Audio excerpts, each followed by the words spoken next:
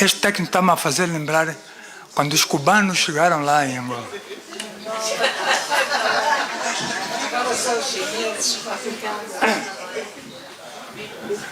Mas eu trabalho com grandes músicos cubanos, grandes, professores, mestres, muito bons.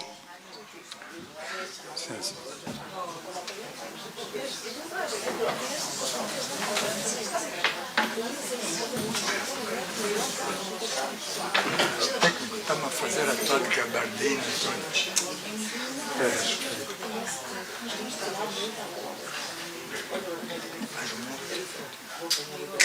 Posso?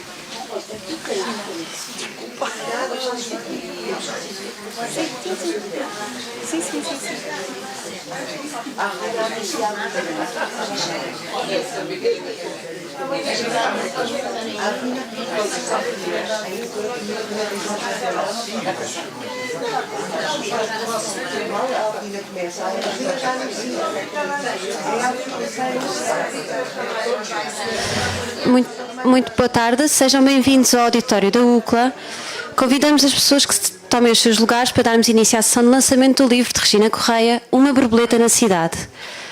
Assim peço que suba ao palco, ok, já estão a subir, e em seguida ao Dr. Vítor Ramalho, secretário-geral da UCLA, por umas breves palavras de boas-vindas. Obrigada. Muito obrigado. A UCLA tem uma grande honra neste anfiteatro fazer a apresentação de mais um livro da Regina Correia, Uma Borboleta na Cidade. A Regina é amiga aqui da UCLA, várias vezes teve a oportunidade de vir ou apresentações de outras personalidades do mundo literário, ou ela própria a apresentar livros que têm sempre um mérito e uma relação muito próxima com as pessoas. Isso não é para estranhar, porque ela é uma interveniente cívica há muitos anos, em vários domínios, é docente universitária também, como é sabido, e a estas qualidades tontas junta-se o facto de ser uma pessoa muito familiarizada com as questões, no fundo da alma, do que somos em termos do relacionamento com os países de língua oficial portuguesa, particularmente com Cabo Verde, mas também com Angola. E do que eu conheço da poesia da Regina, isso é muito retratado com uma sentimentalidade próxima de todos e, portanto, o conjunto de atributos dela própria como pessoa e depois da qualidade que empresta à poesia é uma garantia segura daquilo que traduz um mérito indispensável. Esta obra é uma reedição de uma que ela publicou em 1999, de entre 7 ou 8 livros que já publicou de poesia, e também de inúmeras intervenções que tem sempre que a literatura é convocada e a sua própria pessoa para falar dela e para nos falar dela, da literatura, da arte em geral. Portanto, eu queria saudar a Regina, também a apresentadora, e não posso esquecer aqui a editora, a Avelina Ferraz, e a editora, a Novembro. Isto por duas razões. Porque quem sabe interpretar a poesia vem-nos aqui falar dela, coisa que eu não posso fazer, e a Avelina, porque é sempre muito difícil, num mundo conturbado, mas sobretudo com limitações sérias para as edições, fazer uma aposta a este nível, que não é de facto nos dias que correm muito fácil. Mas ela, com a sua determinação, tem também dado testemunho de que continuará a porfiar para nos dar obras deste significado e desta grandeza. Portanto, a UCLA, que tem uma relação de proximidade com os países de língua oficial portuguesa, que ela também representa a esse nível, como é evidente, tem muito gosto em que estejam aqui os amigos, as pessoas interessadas pela cultura, e vamos naturalmente ouvir quem tem a palavra e o dom de interpretar a poesia e de conhecer a poesia da Regina. E a Avelina, como eu disse, queria também dar testemunho do reconhecimento da UCLA pelo aquilo que está a porfiar com dificuldades, como é evidente, numa empresa editorial. A Regina, que já conheço há muitos anos, muitíssimo antes de estar aqui nesta instituição, e que eu ouvi intervir várias vezes, queria saudá-la particularmente e agradecer-lhe o facto de ter escolhido aqui a UCLA. Nós só podemos fazer estas apresentações com a contribuição de colegas nossos aqui da instituição, e neste momento particularmente da Anabela Carvalho e da Raquel Carvalho. Tem as duas o apelido de Carvalho e, portanto, é mais fácil identificar, porque elas sabem que eu confundo muito os nomes das pessoas por um certo despassaramento da vida, e por vezes sucede-me isso. Portanto, queria-lhes também agradecer às duas estarem aqui, e a todos vós. Tenho aqui queridos e queridas amigas, conheço também há bastantes anos, e portanto é sempre congratulante vê-los de novo. Muito obrigado a todos e desejo o maior sucesso à Regina, aqui à sua doutora, e à Avelina também. Muito obrigado por tudo.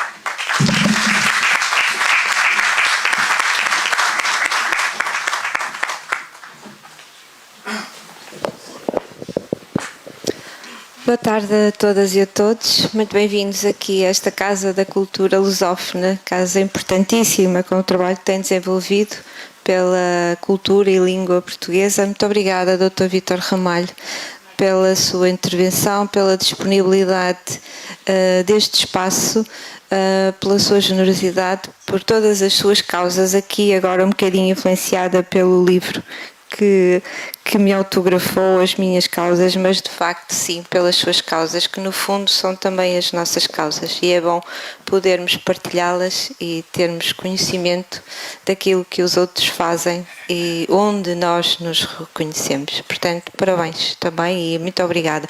Obrigada também, obviamente, à doutora Anabela Carvalho, à doutora Raquel Carvalho, que se entregam sempre de corpo e alma, com uma generosidade enorme na coordenação dos eventos que nós efetuamos aqui na UCLA. Obrigada.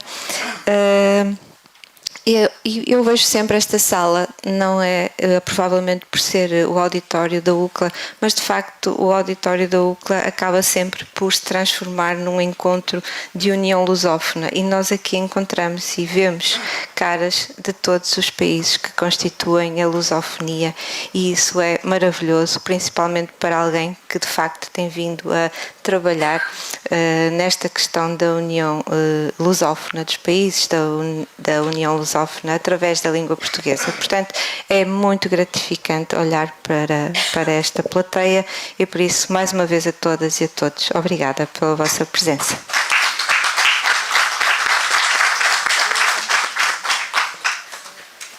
Agora, dirigindo-me às minhas queridas e estimadíssimas amigas Regina Correia e Luísa Fresta, para além de queridíssimas e estimadíssimas amigas, são também grandiosíssimas autoras, ilustríssimas autoras da Editorial Novembro, e aqui puxo a brasa à minha sardinha, óbvio. Não é verdade, porque não estou a falar, obviamente, pela Editorial Novembro, mas pelo valor que ambas têm, que é muito. Luísa Fresta, muito obrigada por nos acompanhar neste percurso também da cultura em língua portuguesa, por estar sempre disponível, não só fisicamente, mas também no seu percurso ao longo das suas vidas culturais, a apoiar tudo aquilo que nós vamos trabalhando, divulgando, editando, e é muito bom também sentir esse apoio da sua parte, que todos reconhecem. Portanto, muito obrigada. E também, obviamente, pela sua leitura atenta sempre dos livros dos quais fala nas redes sociais e publicamente, e é certamente isso que irá fazer aqui com este livro, Uma Borboleta na Cidade. Muito obrigada. Regina Correia, um grande agradecimento por voltar a estar aqui contigo.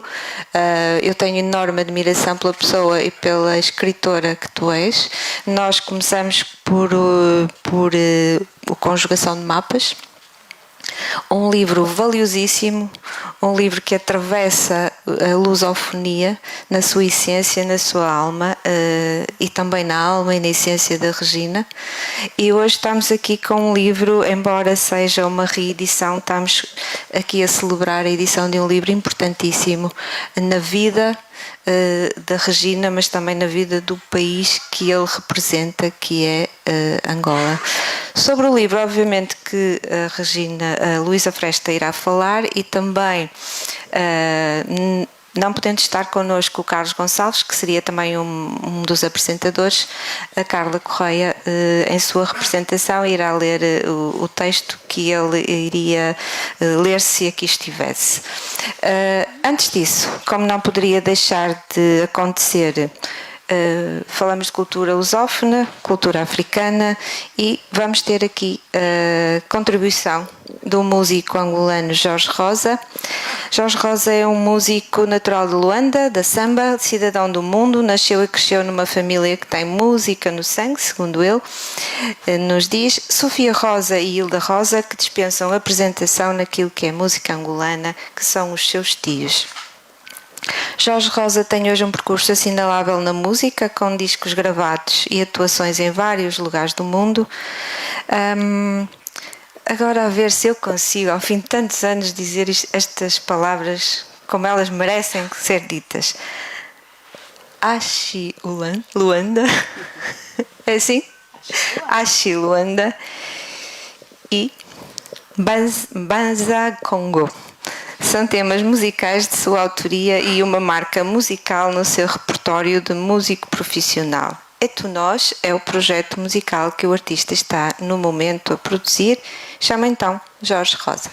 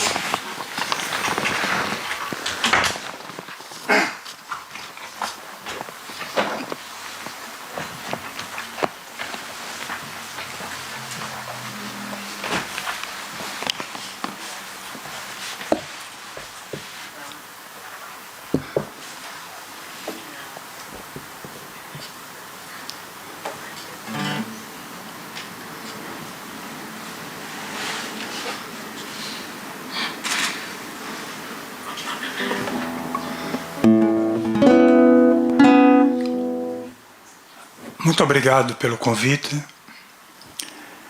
É, de facto, por sentimento, um enorme prazer, direi mesmo uma honra, poder estar aqui a participar num espírito de solidariedade para com uma irmã. É, neste momento, importante para todos nós. Muito obrigado a Regina Correia e a todos aqueles que a acompanham. Queria só dizer, quando disse que tem a música no sangue, segundo ele, não é segundo eu, é segundo o próprio sangue.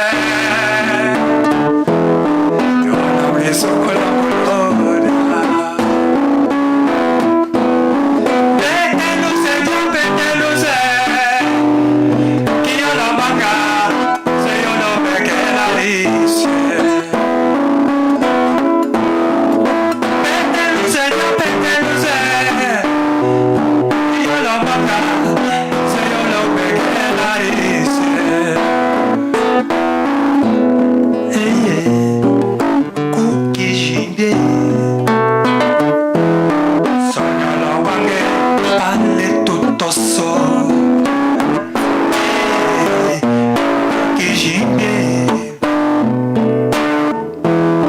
Sonyo no bange Pale tutoso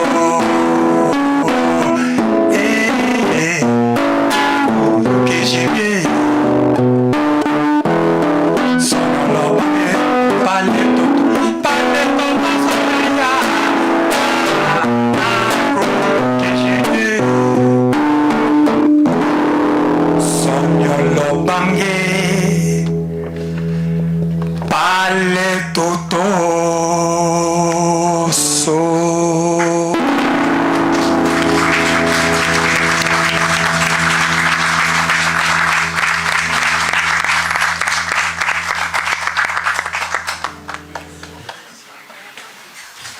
Obrigado.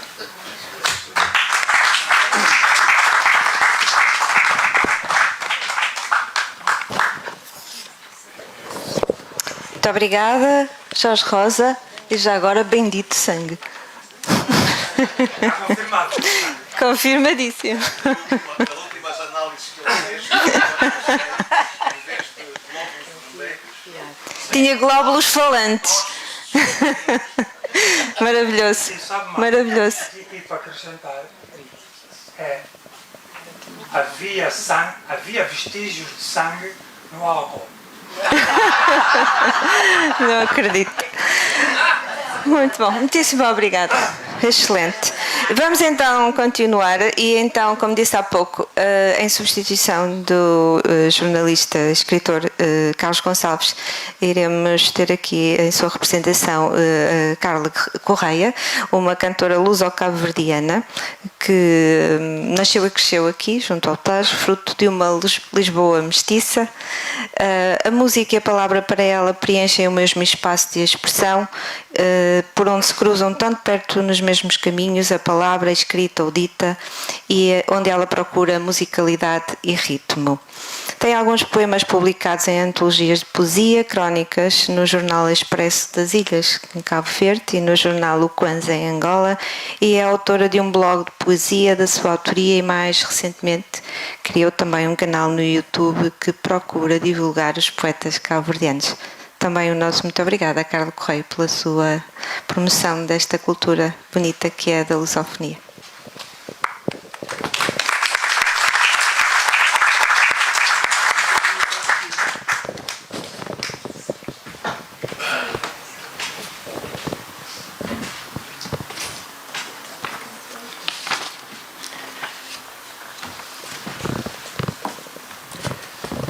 No fim de tarde em que chegara de ambulância ao hospital que o acolheria, a 10 de agosto, Joel era a própria imagem da desolação. À sua volta, borboleteavam médicos e enfermeiros, numa azáfama impaciente de quem não faz a mínima ideia de por que ponta começar. O rapaz, lacrimoso e amedrontado, segurava um balão pelo fio, em jeito de náufrago suspenso da última boia flutuante. Pela primeira vez, via-se completamente entregue a si próprio, como se o universo houvesse desabado sobre a sua cabeça de uma vez. Aqueles minutos iniciais de indescritível solidão remeteram-no para um casulo revestido de couraça, onde se operou uma metamorfose secular em tempo relâmpago. Adivinhando em si a tenacidade do guerreiro, Joel soube que sobreviveria às vicissitudes da batalha em campo aberto. Do menino debilitado pela doença e pela tristeza, à chegada a Hamburgo, em agosto último, nem sinal de nota. Ante os olhos maravilhados do pessoal médico e de enfermagem, de Matilde, de Amândio, Frau Hansmann, de todas as crianças e dos adultos que o acompanharam ao longo destes 6 infindáveis meses, a metamorfose é quase perfeita. Finalmente, recorta-se contra o turbilhão da cidade grande o delicado voo da borboleta de asas sedosas e transparentes. Quem se lembra do olhar mais solitário do mundo? Da criatura mais inconsolável, com ar de pobre animal desgarrado no meio do deserto, e do grosso caudal de lágrimas inundando subitamente um rosto de expressão expressão minguada pela estranheza. Joel Rosário consubstanciava a um só tempo a esquiva palanca negra à beira da extinção, acossada pela mira de um caçador furtivo. Era a pura imagem do abandono. Nos dedos trêmulos, um balão de nada. No corpo, a parca bagagem palpável que o ligava à casa, somente a roupa que trazia vestida. Valeu-lhe ter alimentado teimosamente o único grande desejo aninhado ainda em seu coração, desde o tempo em que se viu irremediavelmente escravo de duas velhas muletas de ferro. Sacrificaria seu impulso irresistível de trepar às árvores da vizinhança. Correrias, à toa, zaragatas de ocasião e demais loucuras de menino atrevido passariam à história.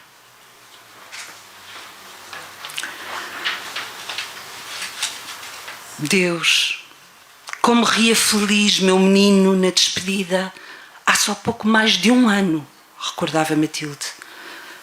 Em breve estaria com a família, com os amigos, deixa ao mundo afagando o gato com o nome de ratinho Disney. Sabemos que as condições de vida em Angola não são de invejar, sobretudo no caso dos bairros periféricos. Sabemos também que a infecção que lhe minava os ossos o conduziria rapidamente ao fim. E então? Aqui curou sofrimento. Com alguma facilidade deu-se nova energia ao corpo e a partir de padrões que dominamos, tecnologia avançada, meios financeiros, sociais e humanos, foram interiorizadas certezas e garantias. E daí? Quem se interrogou verdadeiramente se curado o ferimento e regressado a casa, Joel teria o suficiente para se alimentar. Condições higiênicas mínimas que assegurassem rejeição total de novos processos infecciosos graves. Se haveria uma escola onde pudesse desenvolver inaproveitadas ou desconhecidas capacidades. Se o acompanhamento médico imprescindível a curto e a médio prazo seria viável. Estariam disponíveis medicamentos, terapias e material protésico adequado às necessidades individuais? E quem financiaria estes requisitos para o sucesso da cura operada milagrosamente no paraíso industrializado? Pois, acabámos todos a pensar que isso não era assunto nosso. Dependeria, no fundo, das ligações que a família pudesse localmente acionar em seu proveito. Se recuarmos no tempo, verificamos que nos 7 longos meses que acabou por permanecer na Alemanha, aconteceu tanta e tão variada coisa a Joel. Em contrapartida, os dados em Angola não se modificaram. O dia-a-dia da gente simples continua um inexorável sinal de sentido único sem saída. Se atentarmos na penosa realidade, surge metódica a dúvida. Finalmente, qual o significado de tamanho investimento? Como atuarão os milagres da medicina de ponta, as sociedades soberanamente alimentadas, o grande primeiro mundo sobre a vida destas criaturas, após a aterragem forçada na cruel inutilidade, no desconsolo, no sem remédio?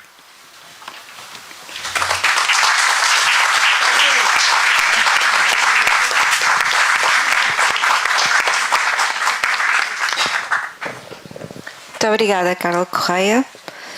E damos então agora seguimento à segunda apresentação, desta vez com a escritora Luísa Fresta, portuguesa, angolana, viveu a maior parte da sua juventude em Angola, país com o qual mantém ainda laços familiares e culturais, mas reside em Portugal desde 1993.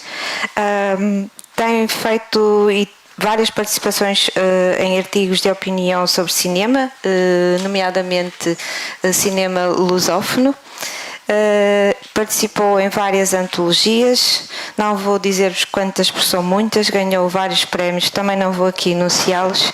Importa saber que tem várias obras de autora, sendo que as últimas são A Fabulosa Galinha de Angola, A Sapataria e Outros Caminhos de Pé Posto, Burro, Sim Senhor e, por acaso, este que aqui tenho na mão, com outros objetivos, Casa Materna, que foi aqui também lançado na UCLA. Tem então a palavra, Luísa.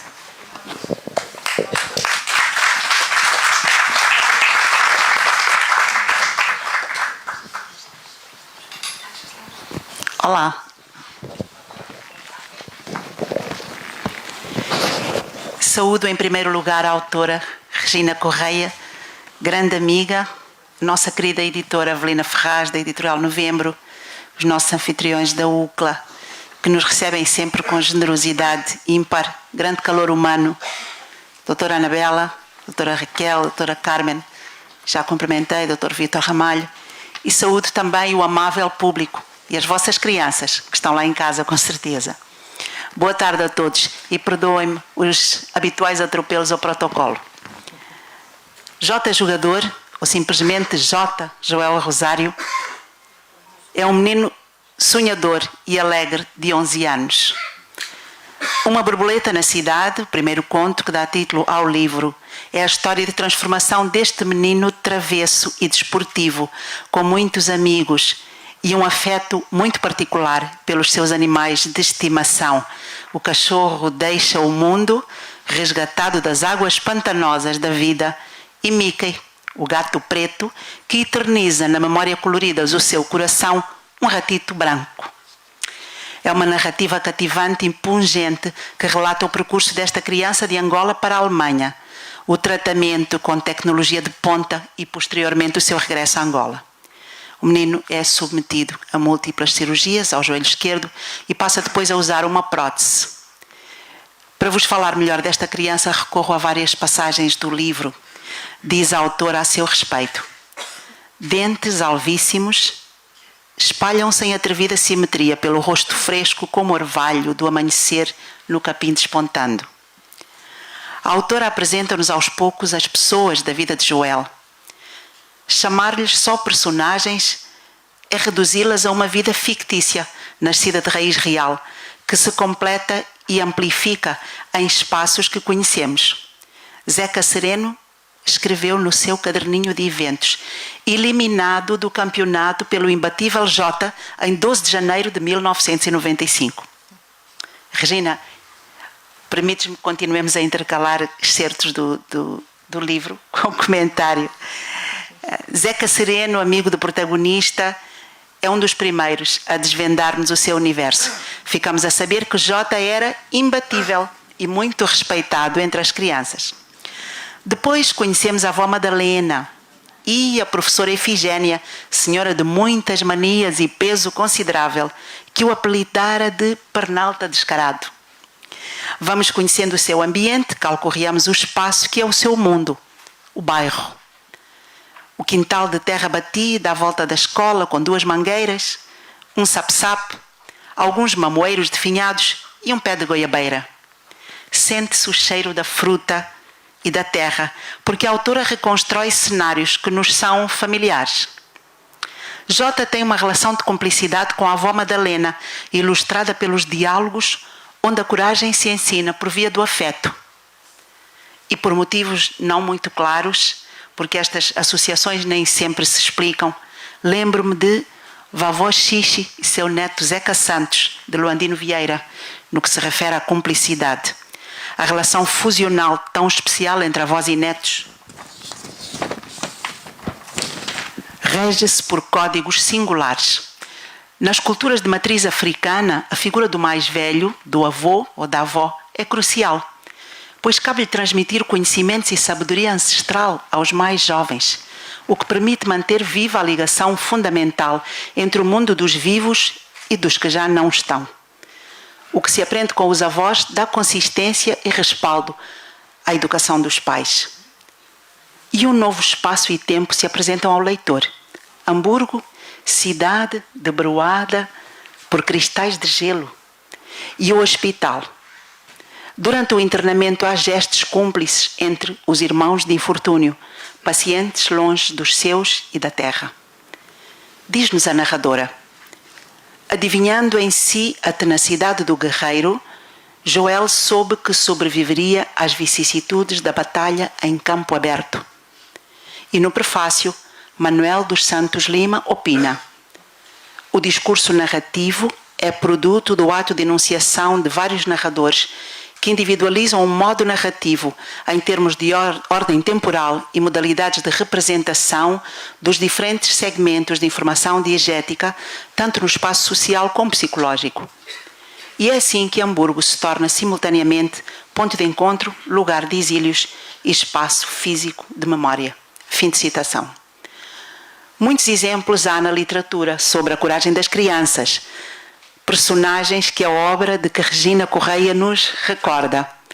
Gunga, de Pepe Tela, Antônio Balduino, de Jorge Amado, em Jubiabá, Zezé, de José Mauro de Vasconcelos, do Meu Pé de Laranja Lima, Gavroche, de Victor Hugo, dos Miseráveis, Oliver Twist ou Pip, de Dickens, em Grandes Esperanças. E não há só um tipo de coragem. Há os audazes fisicamente, os temerários, os que driblam a fome e a miséria, os que se veem expostos a guerras e conflitos, incluindo as lutas fratricidas e ao seu impacto na vida diária, no modo de agir e de pensar. Os que sentem os seus ecos e estilhaços e vivenciam o êxodo, conhecem o abandono parental, a falta de uma estrutura familiar, ou a vida nas ruas, o isolamento, a perda precoce, violenta e súbita de seres queridos, como Felícia, no segundo conto. O cansaço extremo, o frio, a seca. A de Jota é de outra índole. É a coragem de suportar a doença, a dor física, de amordaçar o medo e a tristeza, de enfrentar a reabilitação com um corpo devastado pela enfermidade, que passou a ser o seu invólucro. A narrativa ganha terreno a conta-gotas de orvalho nas pétalas dos dias.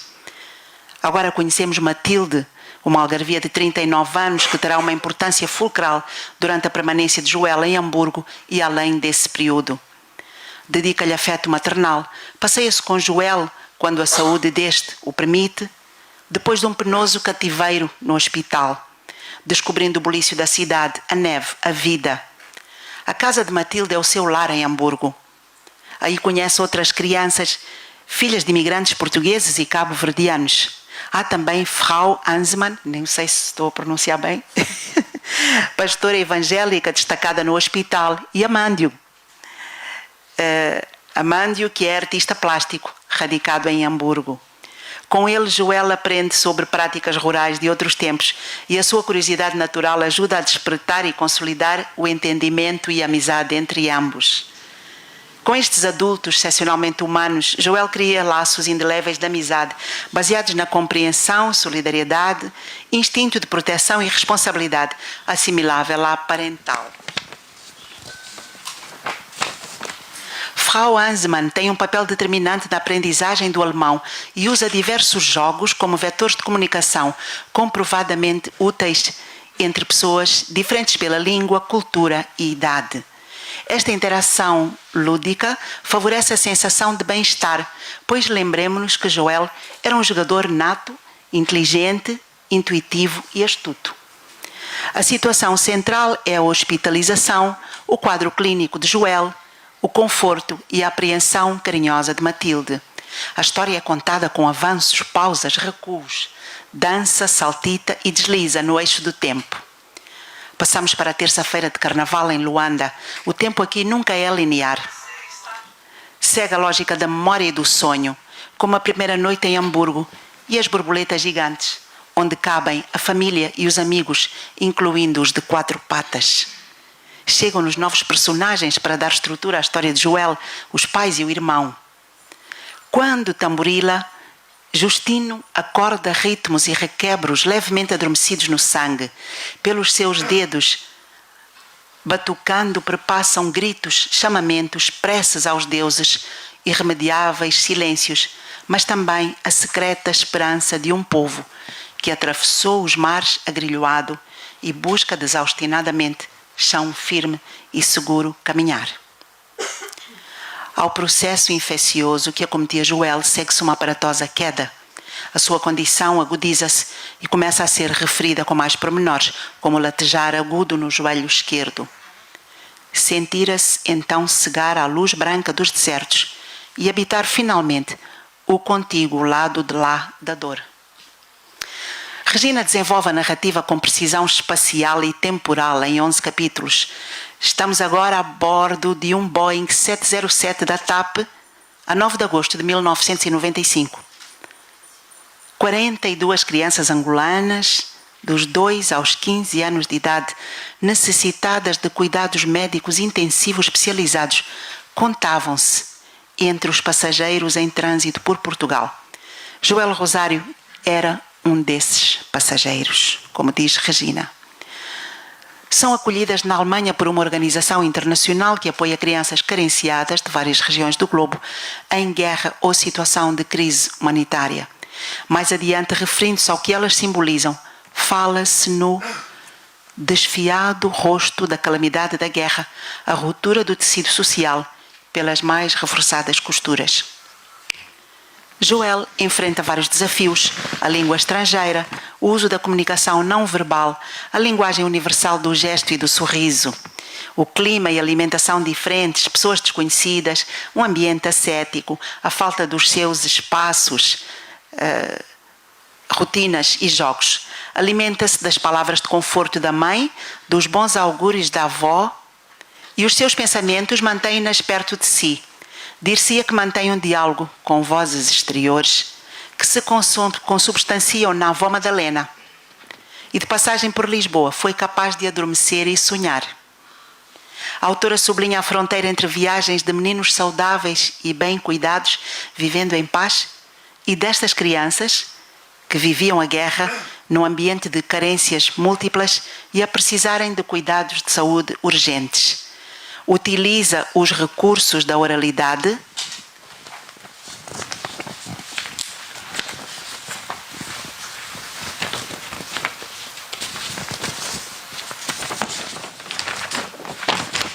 baseando-se na linguagem popular luandense de diversas épocas, sobretudo circunscrita aos bairros periféricos, sublinhando a empatia com inúmeras imagens, criando uma linguagem visual e metafórica, acolhedora, musical, luminosa como vitrais coloridos.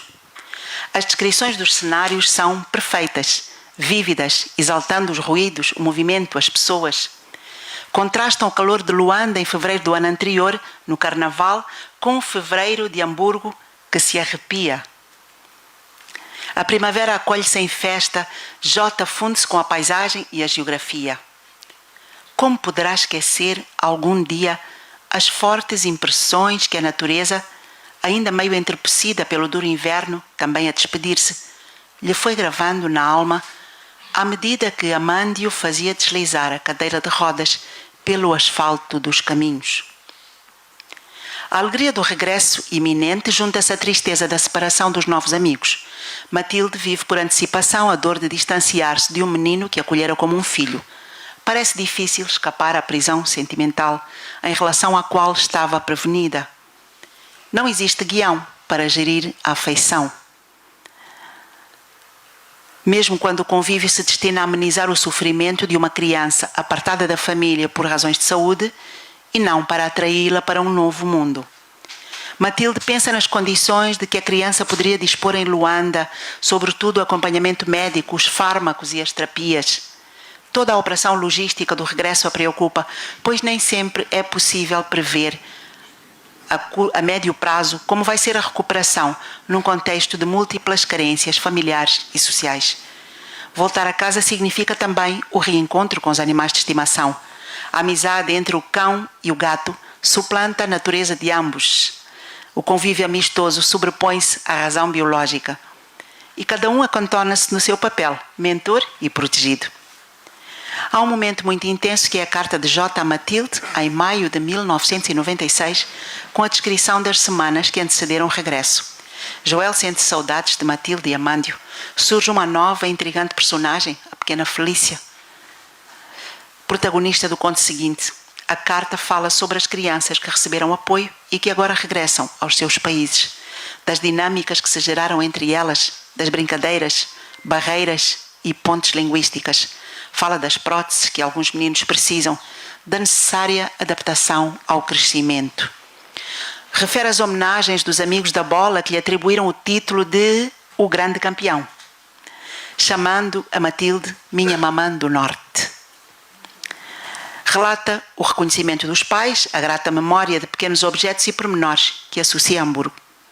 Finalmente, em junho de 97, após um longo período sem notícias, lemos o seguinte: contra a vidraça da janela esvoaçava em estertor uma formosa borboleta branca gigante, e do brilho das suas asas agonizantes elevavam-se nos ares mágicas estrelas de 1000 cores.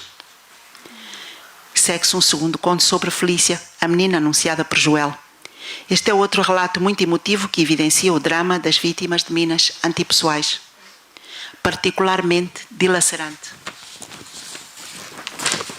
Tratando-se de crianças, Felícia pisou uma mina no Ambo e conta a sua história na primeira pessoa.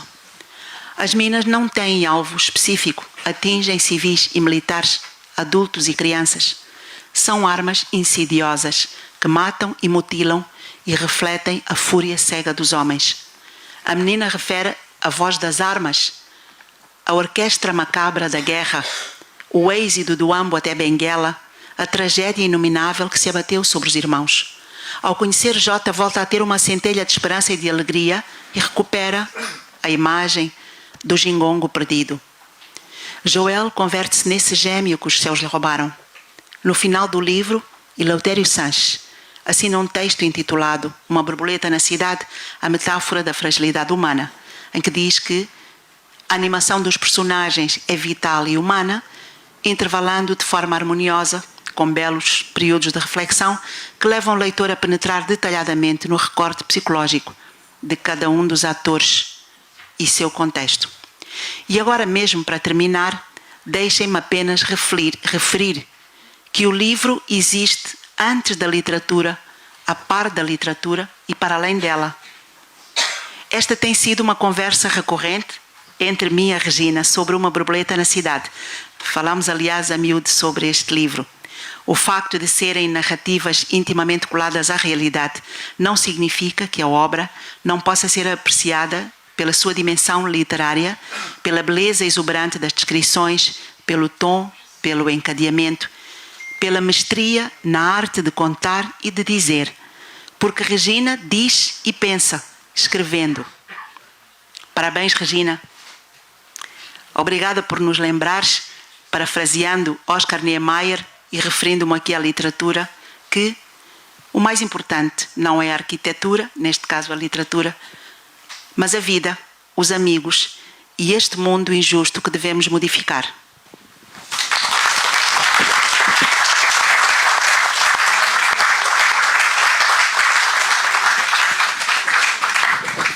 Muito obrigada, Luísa Fresta. Muitíssimo obrigada.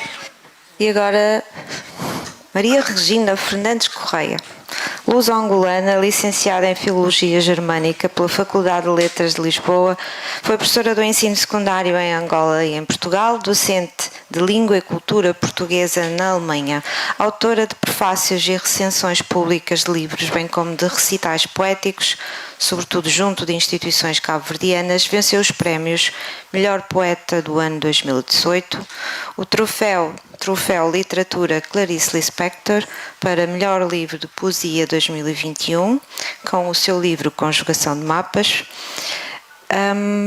Pela editora Zell Books Rio de Janeiro, venceu ainda o Prémio de Destaque Literário pela Literarte, Associação Internacional de Escritores e Artistas, Brasil, em 2019. É autora de 3 livros publicados pela Universitária Editora: Uma Borboleta na Cidade, 1999, Noite Andarilha, Poesia, Os Enteados de Deus, ficção, Prémio Revelação de Ficção da Cidade do Montijo, APE. Publicou ainda os livros de poesia São Mercúrio, Já Fui Água, em 2012, e Conjugação de Mapas, o seu último livro publicado pela Editorial Novembro. É membro da Associação Portuguesa de Escritores, APE. E, Regina, queria aqui dizer-te aquilo que temos vindo a dizer e a conversar e que eu tive a oportunidade de dizer já várias vezes, desde o momento em que tu me telefonaste, toda receosa, toda cheia de medos, de receios, de indignações, há mais de um ano, há 2 anos talvez, sim? Este livro nasce agora, não é? Mas foi um parto muito difícil, porque a Regina pensou e hesitou muito em voltar a editá-lo desta feita aqui em Portugal, mas enviou-me o conto e, de facto, tal como já puderam ver, se ainda não tiveram a oportunidade de o ler, pela apresentação da Carla Correia e da Luísa Fresta, não poderia deixar de existir esta edição. Eu estou muito feliz, e era isso que eu queria dizer, Regina, por estarmos aqui hoje na UCLA a lançar este belíssimo conto, Uma Borboleta na Cidade, e, portanto, parabéns.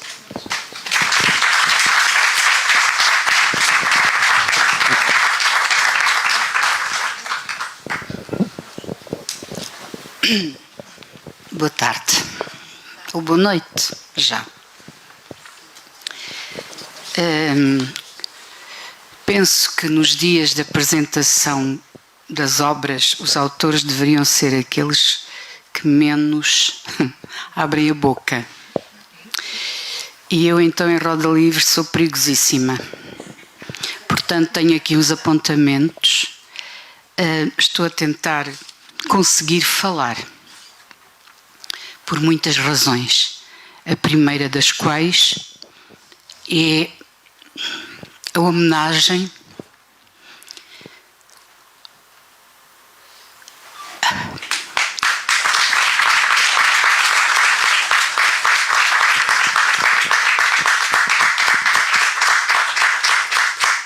a todas as vítimas de guerra, porque a guerra, como canta o Fausto, por mais que seja santa, a guerra é a guerra. E continuamos nisso.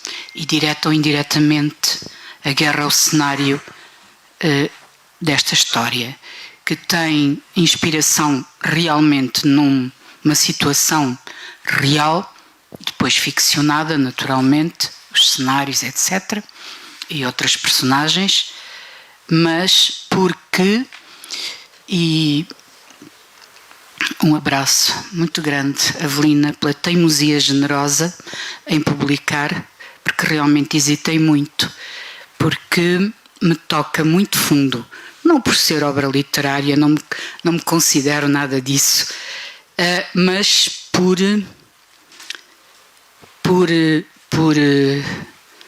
assentar em emoções,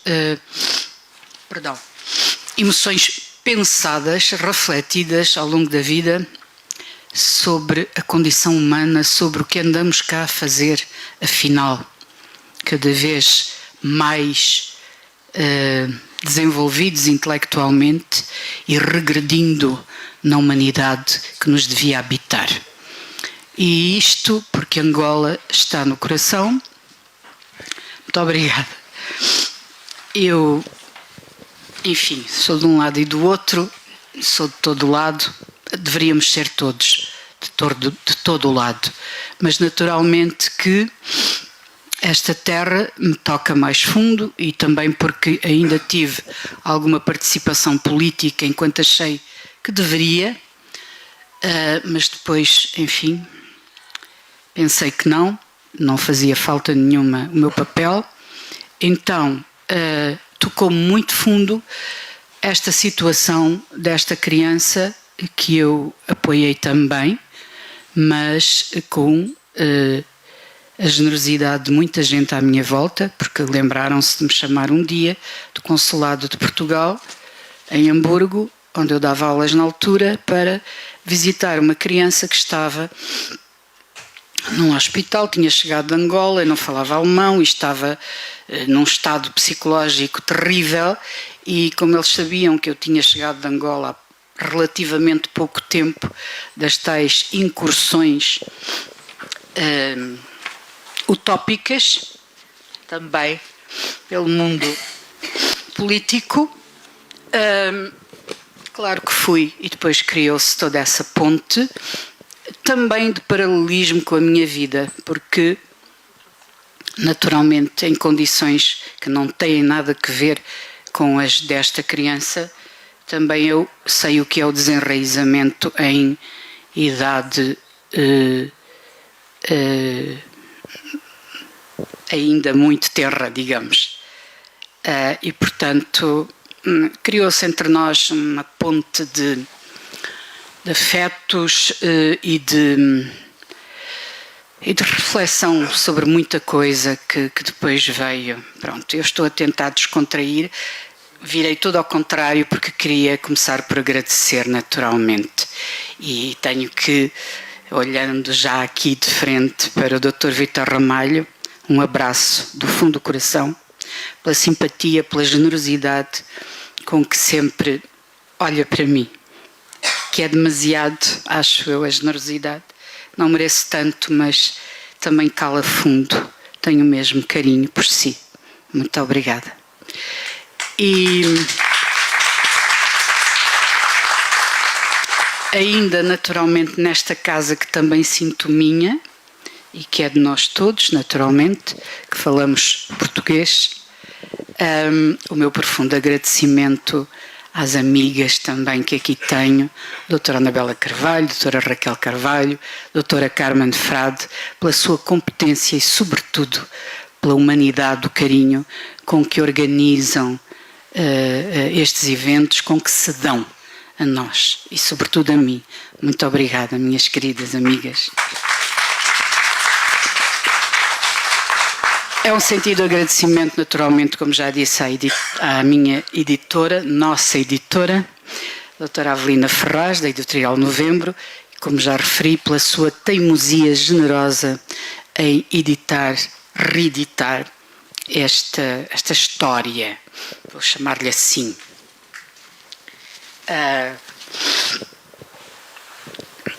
Um agradecimento profundo à Luísa Fresta, grande amiga, escritora, poeta, artista multifacetada, contista, ensaísta, ilustradora, sei lá, esta senhora sabe fazer tudo e bem. E também canta, agora ia dizer só não sabe cantar, mas eu já ouvi cantar. Portanto, também canta. E encanta. Canta e encanta. Sim, já ouvi. Portanto, é uma senhora que sabe fazer tudo. Não vi foi dançar. Não sei. Isso não sei. De resto, é uma artista completa. Muito obrigada. Obrigada, Jorge Rosa, meu irmão, pela generosidade de aqui estar também, porque, muito obrigada, trazer-nos um pouquinho daquele, não é? Balançar, do nosso balanço, que faz falta, esse balanço mesmo. Obrigada, mesmo. Porque nos traz, de facto, um pouco de Angola no coração. É uma sentida gratidão a Ângela Barbosa, que deve estar por aí, doutora Ângela Barbosa. Desculpa, eu sou muito anti-doutores, porque não há aqui médicos, por acaso há, mas não estão neste papel. Ângela Barbosa, minha querida irmã de Cabo Verde, e que representa o Centro Cultural de Cabo Verde, outra casa que também é minha, onde eu me sinto perfeitamente irmanada e acolhida. Muito obrigada por tudo e por ser quem é e por sempre me acolher desta maneira.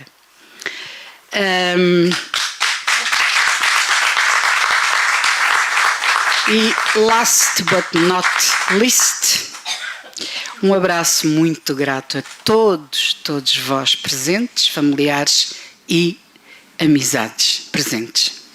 Sem a vossa presença carinhosa e generosa, naturalmente de enorme apoio, isto não seria mesmo a mesma coisa. E tenho até rosas, imaginem, e rosas amarelas, que eram as minhas preferidas, e hoje vou dizer que continuam a ser Houve uma altura que disse nunca mais quero ver rosas amarelas à minha frente. Mas isso são outros 500. Muito obrigada, linda, pelas rosas e por tudo o resto. E à fofinha filhota da Linda, obrigada pelas flores e pelas outras flores que todos trazem nesta hora. Dr. Vítor Ramalho, não é poesia este, mas não faz mal. Está aí um de poesia à porta, um novo. Desta vez é noutra editora de grandes amigos também, que há um tempo me convidavam para publicar com eles e eu, desta vez, até para não castigar a novembro, porque a poesia quase não se vende, como é evidente, aceitei com muito carinho e por estas, não sei, por estes cruzamentos da existência, quase que se atropelavam um ao outro. Portanto, ainda bem que não, porque cada um tem o seu lugar em mim e naturalmente no estilo, no género, etc. E já tenho data, portanto, estão todos convidados para o dia 7 de dezembro. 7 de dezembro, é um dia 7, tomem nota, no Grêmio Literário de Lisboa. Será apresentada então no Coração dos Desertos e Outros Oásis. Peço desculpa de estar a trazer aqui outra obra, eu sei que sabia, foi a primeira, aliás, a saber, antes de qualquer outra pessoa, porque era isso que eu lhe devia também, pelo convite e por eu ter aceitado o convite. Mas é isso, portanto, esse é que é o de poesia, que é mais, talvez eu navegue mais pela poesia, quando eu digo em forma gráfica.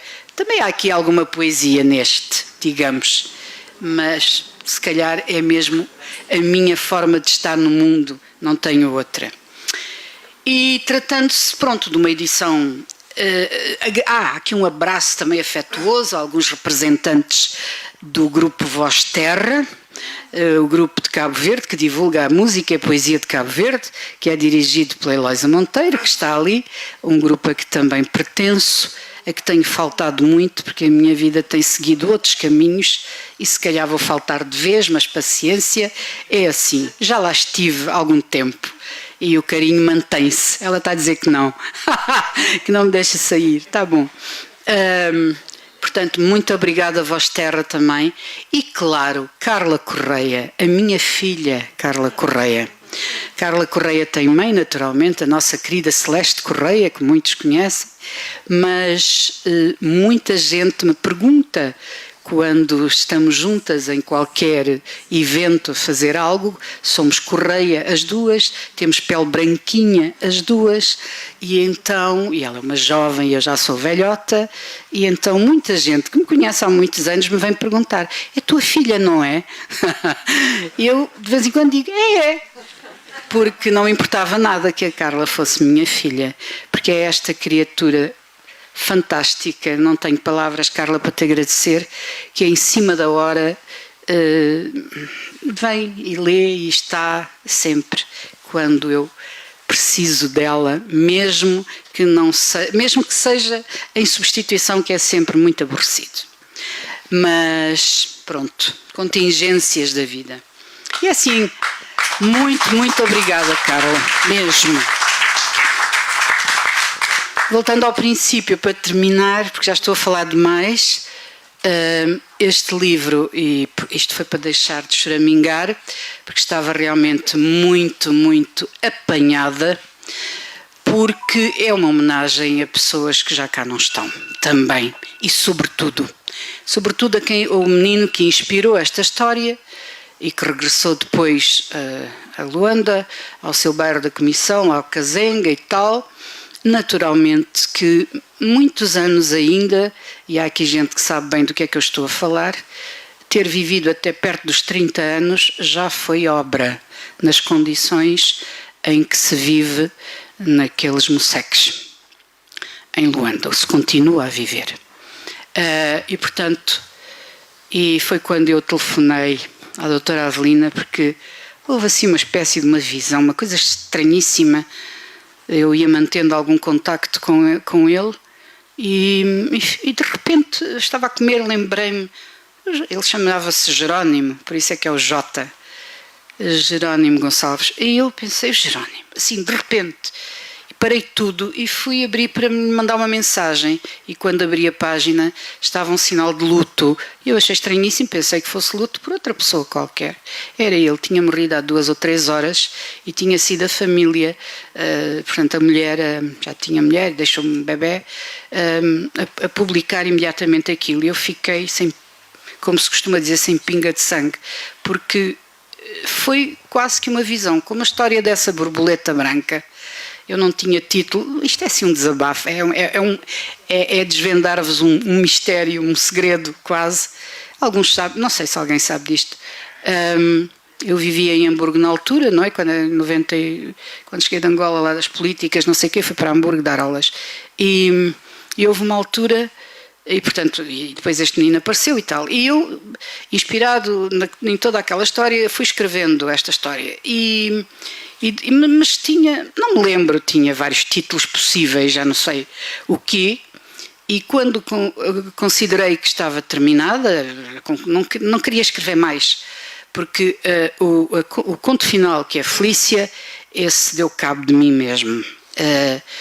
E só não o leio aqui porque é longo, porque era esse que estava preparado, porque é o que obedece, digamos, à linguagem da oralidade quase todo, e que é uma menina, não é? Apanhada numa mina, portanto, a fugir do Ambo para Benguela, na altura da Guerra Civil, que todos se lembram, e em Angola, e mexeu muito comigo toda essa. Quer dizer, esta é completamente ficcionada, mas naturalmente assente na realidade que conhecemos e que eu conheci, porque estive lá nessa altura também. Em Angola. Mas estava dizendo que cheguei a casa, vinha do hospital de o visitar ao Jerónimo, porque ele estava para seguir lá para a sede da organização que tinha trazido, como as outras crianças que vinham do Afeganistão e da Colômbia e sei lá mais de onde, dos outros sítios todos, do mundo em guerra, dos Congos, etc. Aqueles eram os de Angola. Pronto. E então ele estava, porque era depois ali que faziam, digamos, o chamado transfer, umas terapias para regressarem às terras de origem. E eu fui visitá-lo para me despedir, porque ele entretanto ia embora, e considerei que isto estava concluído. Aliás, ele recebeu o livro, a primeira edição. Ele recebeu em Luanda.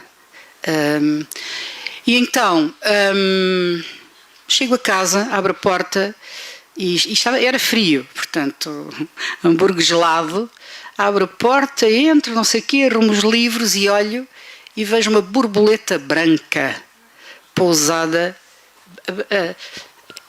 Eu nem percebi se ela estava em estertor ou se estava a tentar sair da letargia, não sei.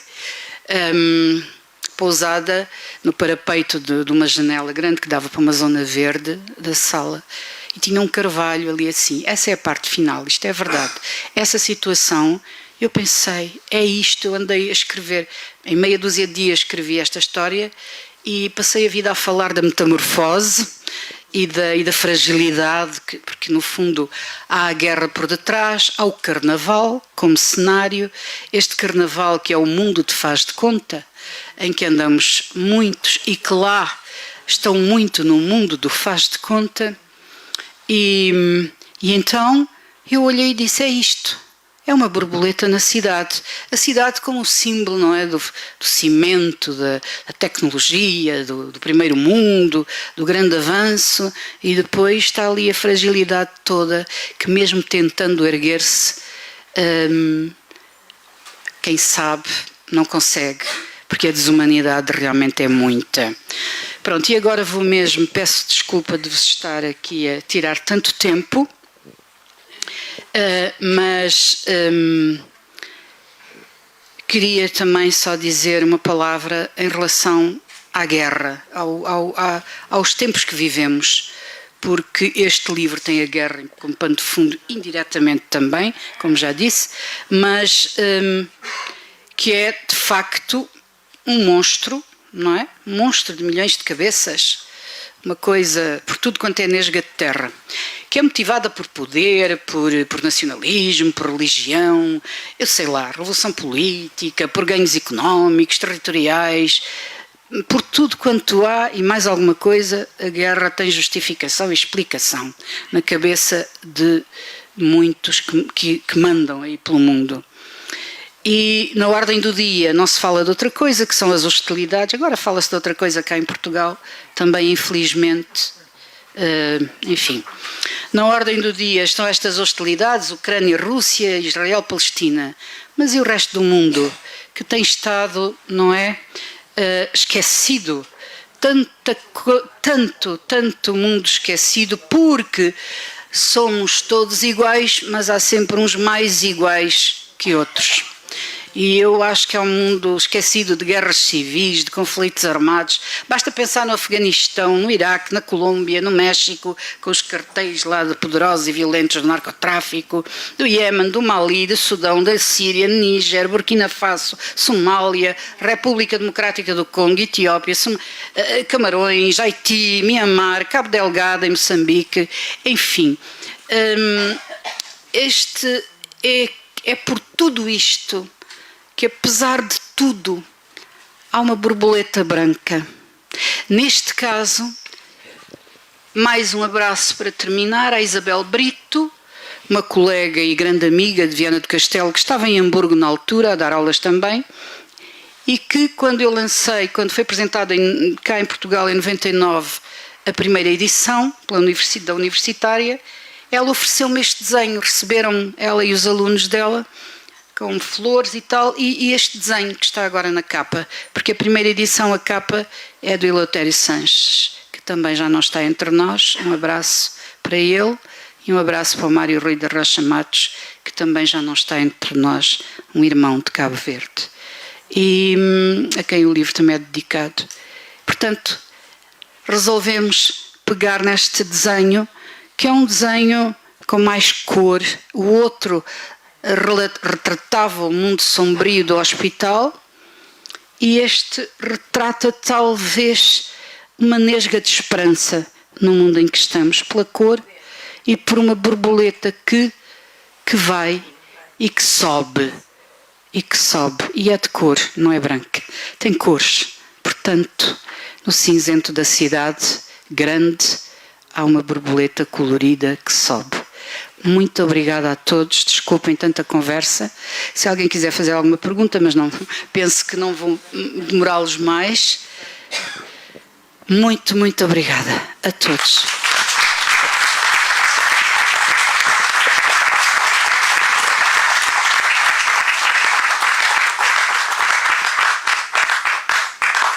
Regina, muito obrigada pela tua sensibilidade, pelo teu entendimento filosófico da vida e do mundo, que é de facto cada vez mais importante, termos pensamento e valorizarmos o pensamento.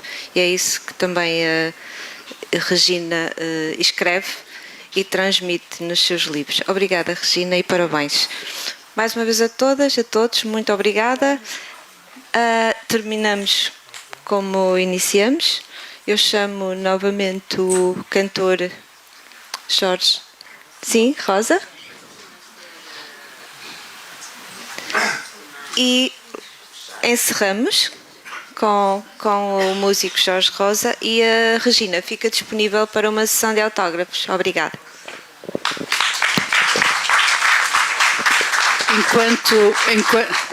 Enquanto Jorge Rosa sobe, eu tenho um livro que alguém me deu para assinar e não sei de quem é. Está aqui um livro, que se acuse, por favor, eu não quero ficar com o livro. Não sei de quem é. Não me lembro quem foi que me pediu para assinar um livro que está aqui. Não sei. Obrigada.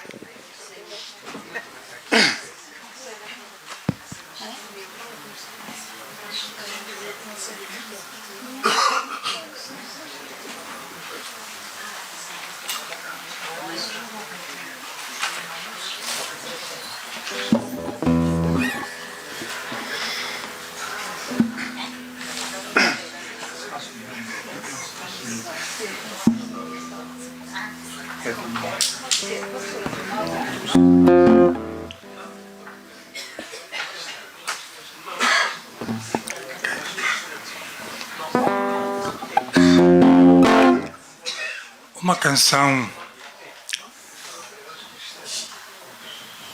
que tem como título Eto Nós. Eto Nós é uma palavra que eu criei, que juntei o eto do quimbundo com o nós português. Eto Nós. Nós mais nós. Eto, que significa nós em quimbundo, e que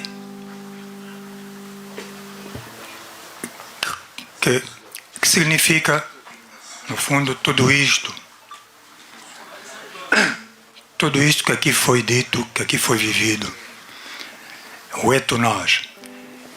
E achei até interessante a própria palavra em si. A estética da palavra. Eto Nós. E eu fiz essa canção em língua portuguesa.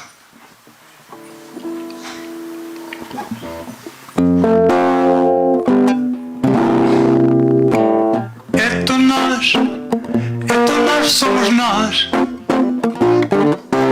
Eto nós uma voz. Eto nós somos nós. Eto nós uma voz. Eto nós, eu sou porque somos. Eto nós acender o sol.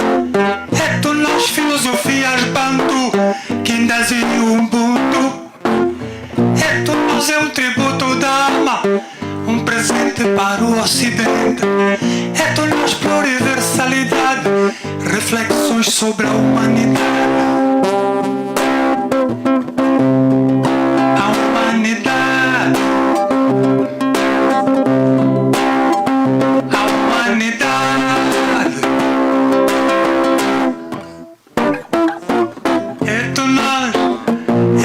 Somos nós. Eto nós uma voz. Eto nós somos nós. Eto nós uma voz. Eto nós, ética estética, o que a África nos oferece. Eto nós sem imposição. Eto nós inclusão. Eto nós é o bem-estar de um todo, o que a avó, sem ter muito, mais dá. Eto nós para a nossa existência, o ser e estar com vocês. Com vocês.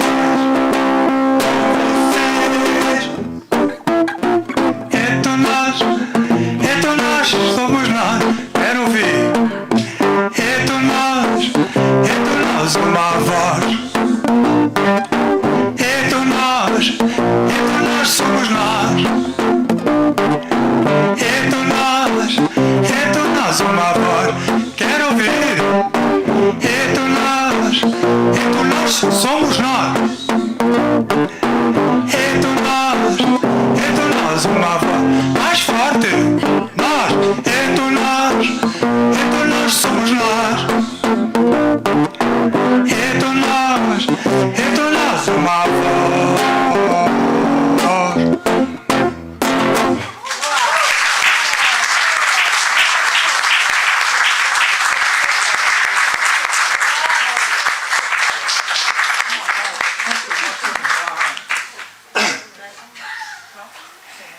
Esta é uma canção que constará e dará título ao meu próximo disco. É uma canção que está a ser gravada juntamente com outras. Que não é esta que vem a seguir, e para fechar, esta é uma canção pedida pela nossa ilustre amiga Regina. E é uma canção que dispensa apresentação e requer canto, colaboração.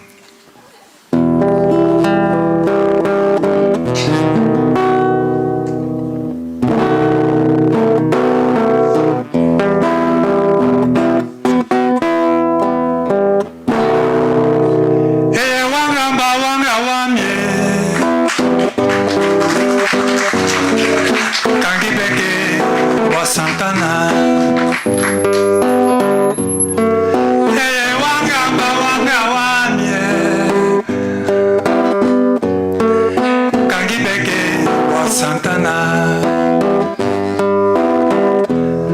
Watorila, Jimujibie. Watorila, Jimujibie.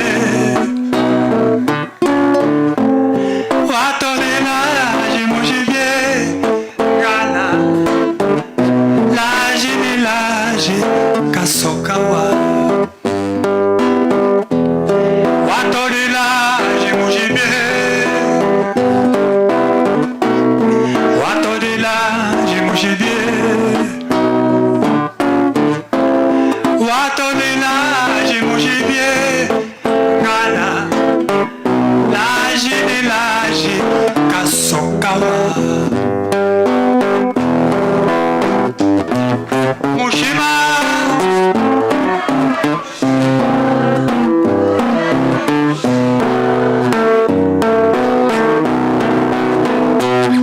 Mushima.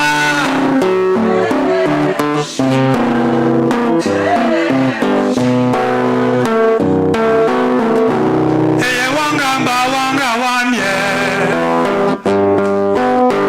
Kangibeke wa Santana. Eye wangamba wanga wamye. Kangibeke wa Santana. Watorila, Jimujibie. Watorila, Jimujibie.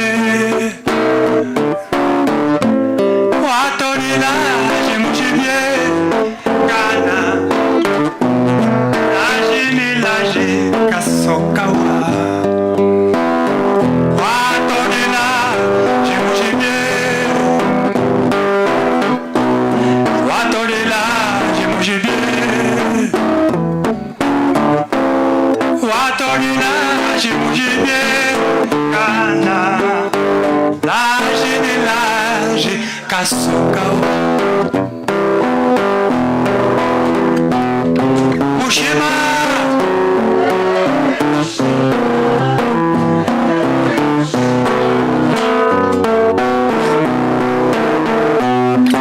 Mushima, você. Tá bonito. Mushima.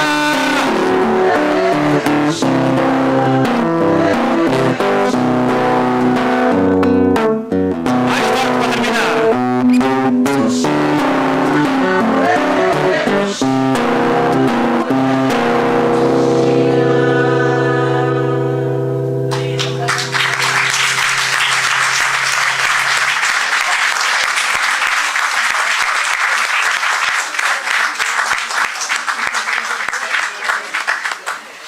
Eto nós, querida, nossa ilustre e querida amiga Regina, eto nós. Gassa Kidila, muito obrigado.